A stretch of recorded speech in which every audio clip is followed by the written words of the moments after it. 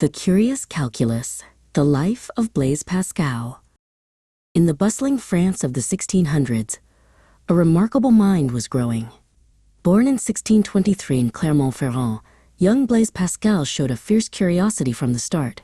His father, Étienne Pascal, a respected tax official and mathematician, recognized his son's extraordinary intellect early on.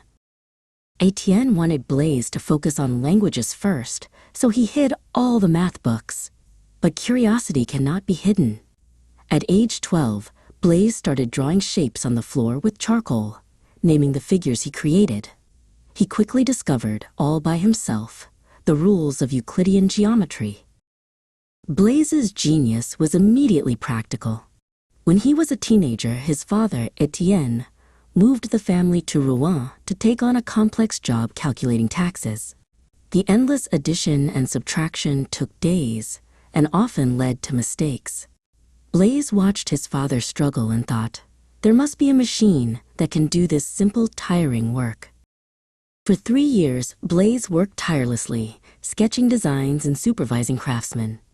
In 1645, he introduced the world to the Pascaline, the first mechanical calculator capable of performing addition and subtraction. Though complex and expensive to manufacture, it was a revolutionary step forward in automation.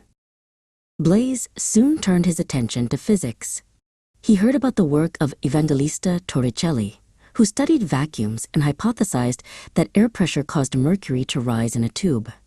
Blaise questioned this idea, believing that a true vacuum, a space entirely empty of matter, was possible, against the prevailing Aristotelian view. To prove that atmospheric pressure, not an inherent fear of a vacuum, caused the phenomenon, Blaise designed the grandest experiment of his time. He instructed his brother-in-law, Florent Perrier, to carry a barometer up the Puy de Dôme mountain in central France.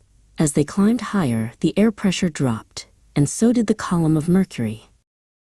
This experiment definitively proved the principles of hydraulics and the existence of atmospheric weight, creating the foundation for meteorology.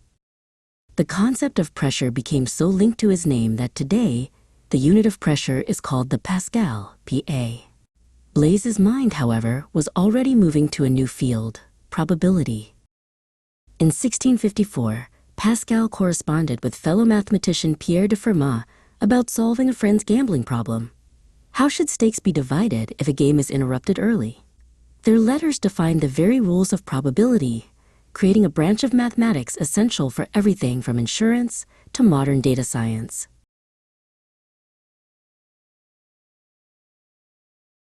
Though his health was fragile, Pascal continued to explore life's deepest questions.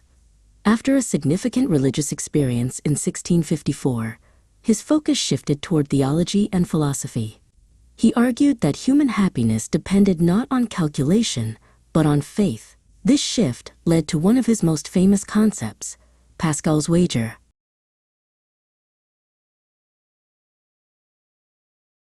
The wager suggested that it is more rational to live as if God exists, for the potential reward, eternal life, outweighs the cost, living a virtuous life.